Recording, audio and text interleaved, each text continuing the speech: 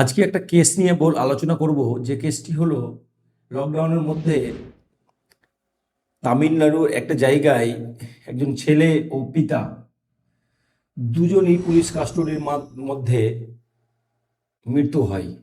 কি কারণে সেই মৃত্যু হলো, আর কি হয়েছিল সেই দিন থানায়, আর কি কারণে তারাকে অ্যারেস্ট করা হয়েছিল, আজ বিস্তারিতভাবে পুরো কেসটা বলবো আজকে।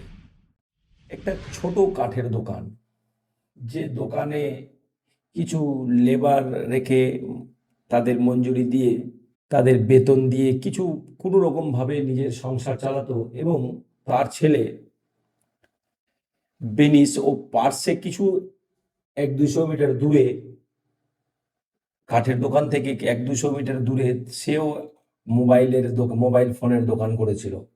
সেই কাঠের দোকানে লকডাউনের সময় সে দোকান খুলেছিল। সে সময় কিছু পুলিশ কর্মী, থানার পুলিশ এসে দোকানের সামনে এসে সবাই মজদুরকে তাড়িয়ে দেয় 18 জুন 2020 লকডাউনের সময়।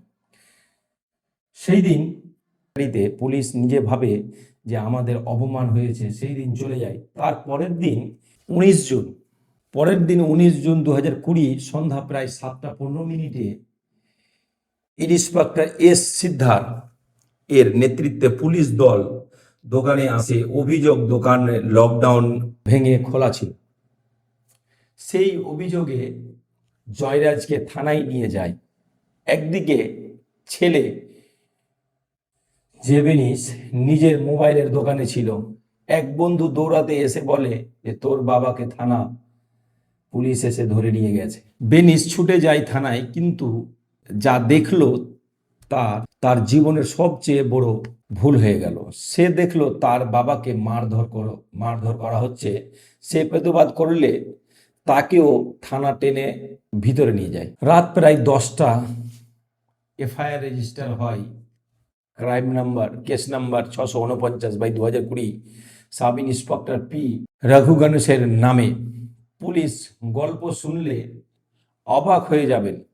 পুলিশের গল্প শুনলে অবাক হয়ে যাবেন এই জন্যে, ওরা মাটিতে শুয়ে গালাগালি করছিল, এতে নিজেরাই আঘাত পেয়েছে, মানে নিজেরাই মার খেয়েছে। প্রথমে শুধু লকডাউন ভাঙার মামলা, কিন্তু মৃত্যুর পর সবাই বদলে যায়। মার্ডার কেস সেকশন অ্যাড হয় 302 আইপিসি। তারপর রাত 8টা থেকে ভোর 3টা, প্রায় 8 ঘন্টা ধরে চলতে থাকে নির্মম অত্যাচার। লাঠি, বেল্ট, লাথি, ঘুষি, শুধু মার না, অভিযোগ জামা কাপড় খুলে মারধর ও শারীরিক, শরীর থেকে রক্ত পড়ছিল, নিজের রক্ত মুছতে বাধ্য করা হয়েছিল তার ছেলেকে, এবং থানার দরজা বন্ধ, এবং বাইরে ওরা কিছু করতে পারেনি। কিন্তু 22 জুন বেনিসের বুক ব্যথা শুরু হয়। তাকে নিয়ে যাওয়া হয় গভর্নমেন্ট হসপিটাল, সেখানেই তার মৃত্যু হয়। পরের দিন 23 জুন জয়রাজও মারা যান। একই হাসপাতালে, একই পরিণতিতে, এক বাবা এক ছেলে, দুজনেই শেষ। চিন্তা করুন পুলিশ কিভাবে তাদেরকে মারধর করা হয়েছে এবং কিভাবে মেরেছে। এমন ভাবে মেরেছিল যার গোটা শরীর দিয়ে ব্লাড যাচ্ছে, এবং ব্লাড না থামতে পেরে পুরো যখন থানার ভিতরে যখন ব্লাড ছড়িয়ে যায়, তখন ওই ছেলেকে মানে বাধ্য করে যে পুরো থানার রক্ত পরিষ্কার করে দেওয়া হয়। রক্ত পরিষ্কার না করলে আরো টর্চার করা হতো। এভাবে এমন ভাবে টর্চার করেছে, এবং প্রাইভেট পার্টে, যে তার ব্লাড কোনো মতেই থামছিল না। তারপরে হসপিটাল নিয়ে যাওয়া হোক, হসপিটাল নিয়ে যাওয়ার পরে কিছুক্ষণ থাকার পরে সে মারা যায়। তার পরের দিন আবার বাবাও মারা যাচ্ছে, সেম পরিস্থিতিতে, সেম হসপিটালে। চিন্তা করুন পুলিশ আর আজরাইল কিভাবে মানুষকে টর্চার করছে, চিন্তা করুন।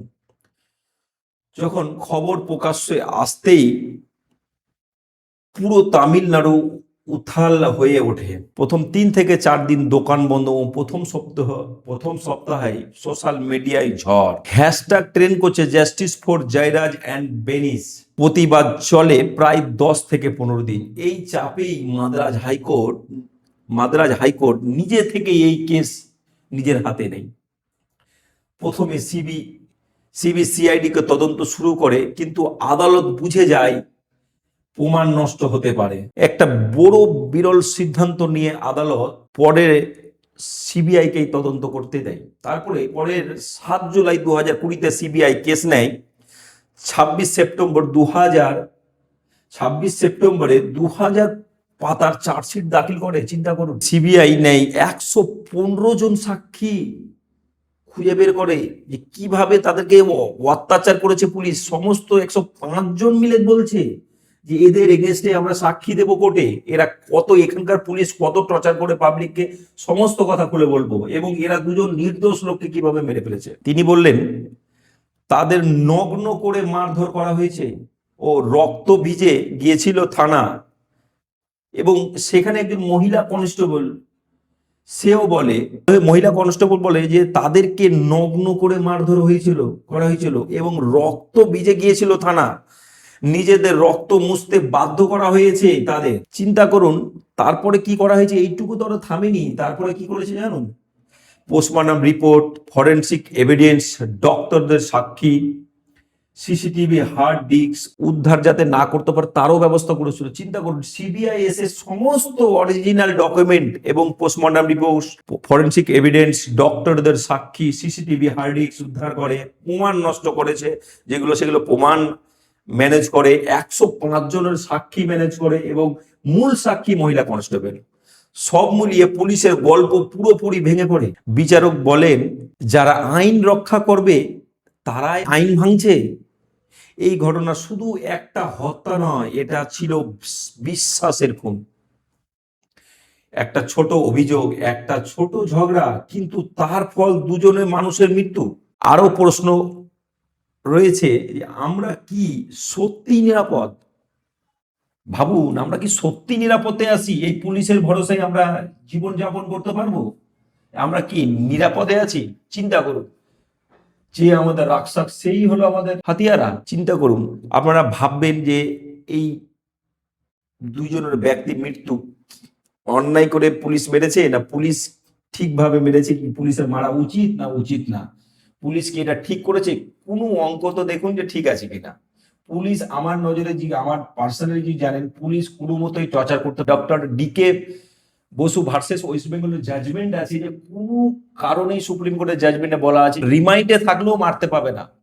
কি করে মারলো এইভাবে টর্চার? প্রতিদিন যদি রিমাইন্ডে থাকে, পুলিশ কাস্টডিতে থাকে, তো প্রতিদিন মেডিকেল করাতে হবে যে কোনো চোট আছে নাকি। সেই চোট যদি পুলিশের চাকরি যাবে। বিনা কোর্টে আটকে, কোর্টে শো করে এই তাকে টর্চার করে দুজন বাবা এবং ছেলেকে মেরে ফেলা দেওয়া হয়েছে। ভিডিও আপনাকে ভাবাই তাহলে শেয়ার করুন দাদা, কারণ এটা সত্যিটা জানা দরকার সবার। এইরকম ভিডিও আরো যদি আপনাদের শুনতে চান, দেখতে চান, বুঝতে চান, তো দয়া করে নিচে সাবস্ক্রাইব দাদা করে দেবেন। The end.